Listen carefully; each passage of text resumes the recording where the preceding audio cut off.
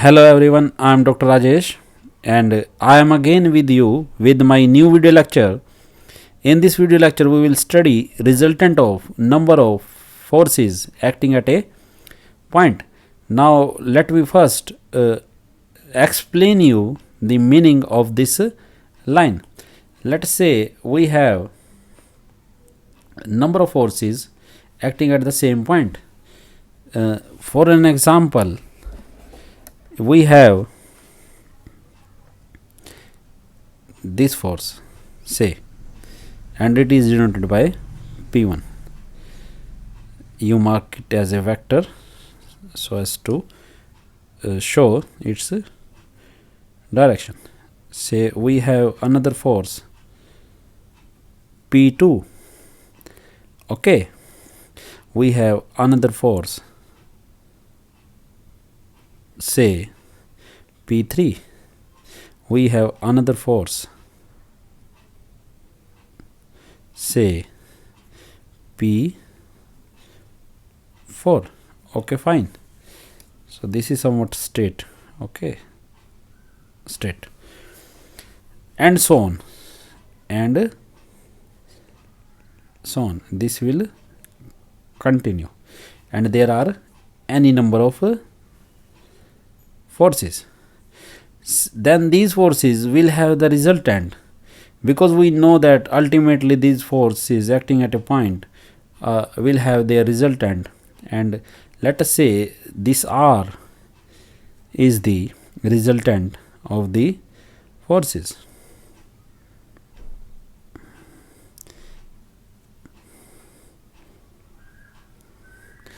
R is the resultant of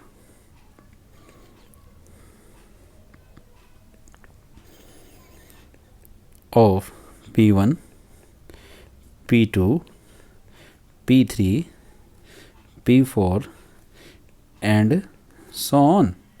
So this is the resultant. Now in this particular topic, we are concerned more about that how to calculate the resultant of number of forces acting at a point. So we are interested in finding the resultant, that resultant R. We want the information about that resultant R. So this topic is all about the resultant of number of forces acting at a point. For this we will be taking help of a theorem. We will start our journey with the help of two forces, then we generalize this to any number of forces. So firstly we will take the two forces and then we'll generalize that theorem to the any number of forces. So I am going to write the statement here, and the statement goes like that. This is the statement: the algebraic sum of the resolved parts of two concurrent forces in any direction in their plane is equal to resolved part of their resultant along the same direction. So you should also write along the same direction. Along the same direction. Fine. Let this is force P, this is force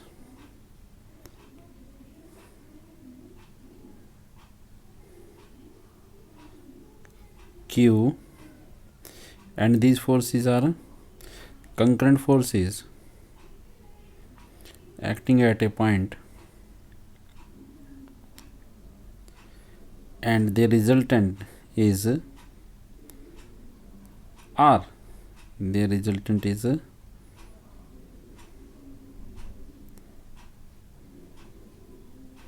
this is their resultant.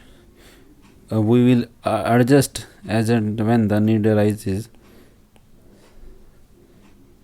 So this is the resultant, and these forces say are acting at point O. Okay, these forces are acting at point O.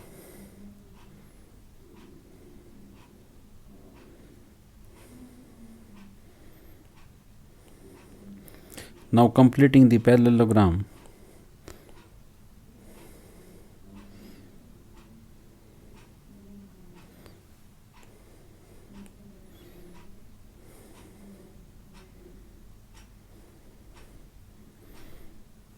Of the same length. Now let me this one, okay, and also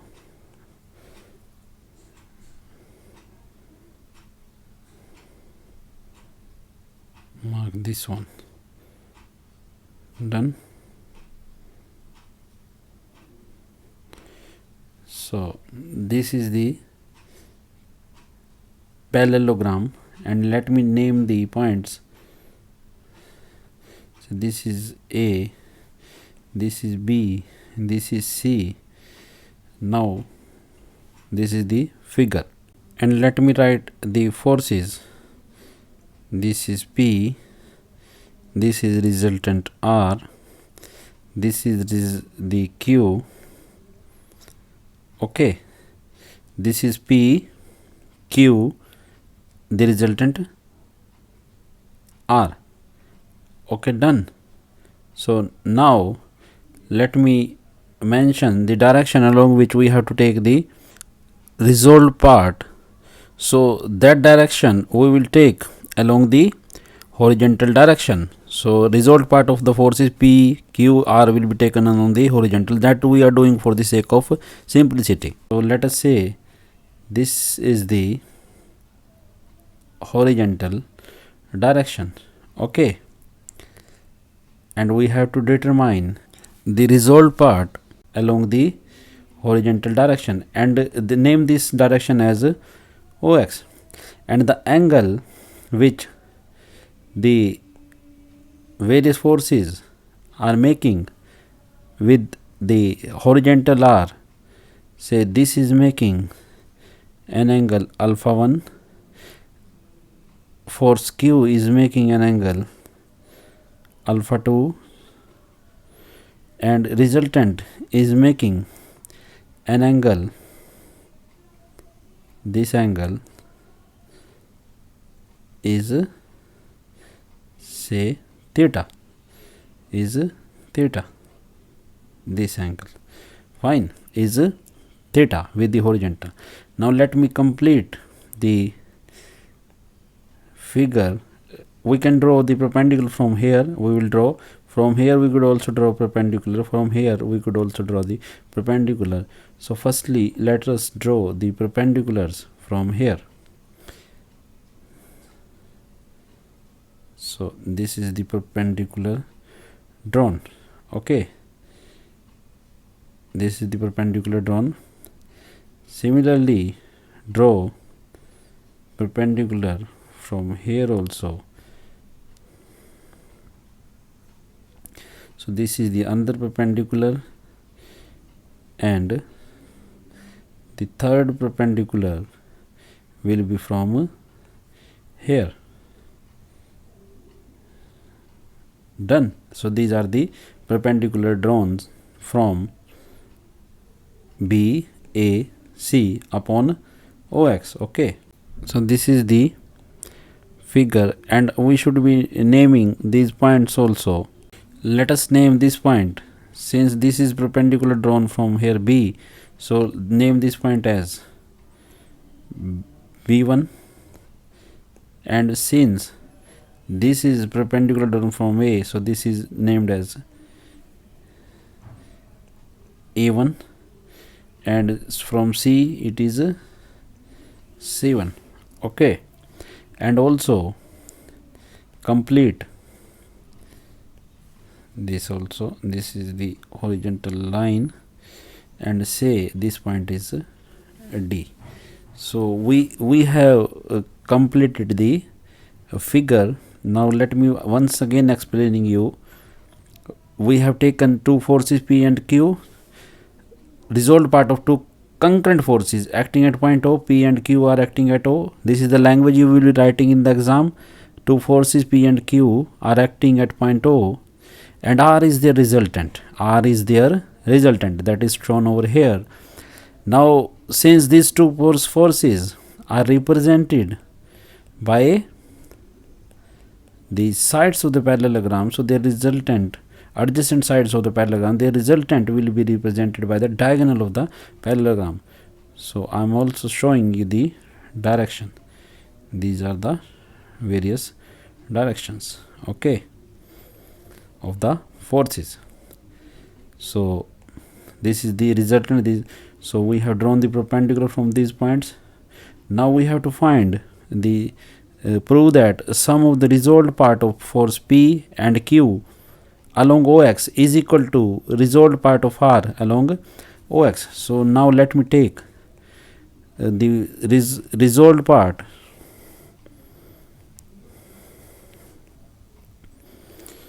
of P along OX plus resolved part of Q along OX. Now resolved part of P, where P is making an angle alpha 1, okay, and resolved part of Q, where Q is making an angle alpha 2, will be the force and cos of the angle with that direction. Cos of the, we know that result, Q, cos of the angle with that direction.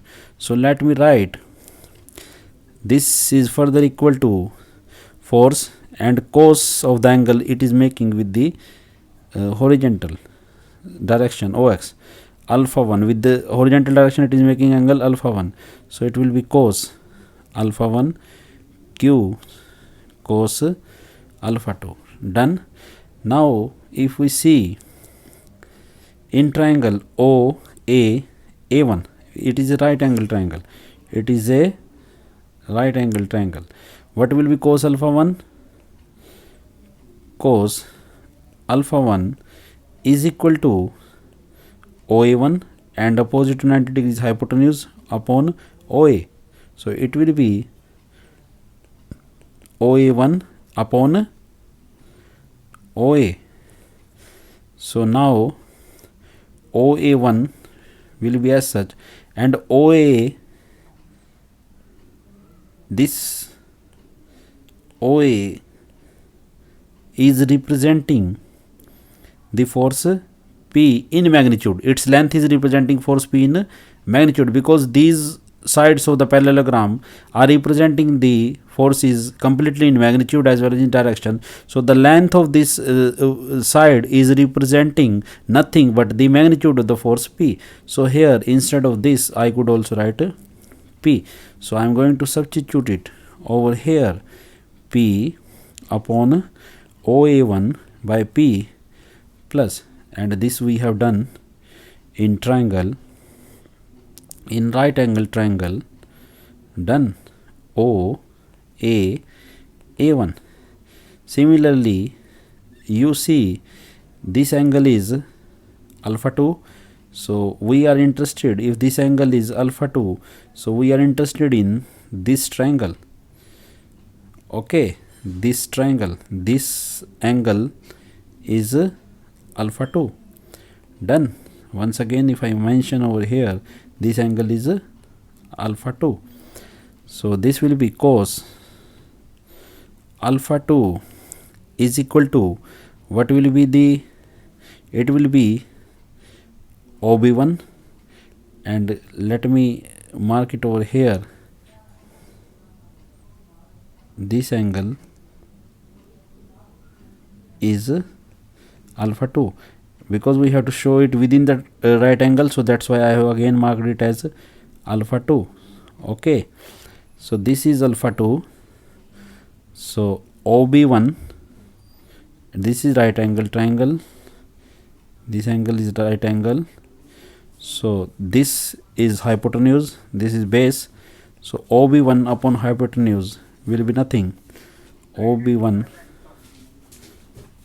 upon hypotenuse, and hypotenuse is OB.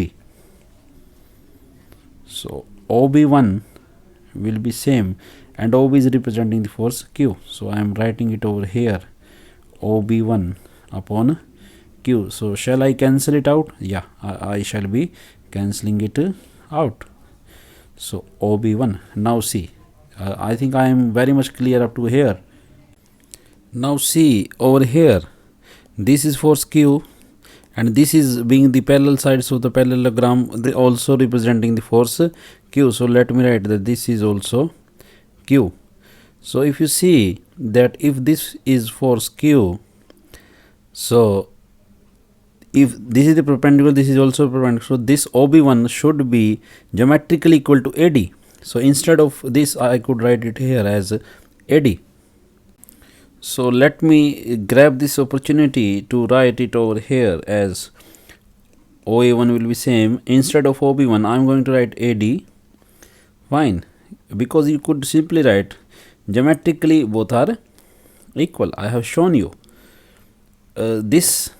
If again see the geometry, you will see this thing and this thing both are equal. So instead of AD, I am going to write A1 C1. Now if you see, this is OA1 this much length, and A1 C1 is this one length. So this plus this is equal to OC1. So I am going to write as OC1. So can I do it something like divide and multiply by R? You can do it. I can also do it. So instead of R, can I write it as the side? So R is being represented by the diagonal. Diagonal is OC. So I am going to write it here OC. So this is nothing but cos theta, because in right angle triangle OCC1, see this big triangle, right angle triangle, this one, this angle is 90 degree, fine, and this angle is theta, this angle is theta. So opposite, this is hypotenuse, this is base. So base upon hypotenuse is cos of theta. It will be cos of theta.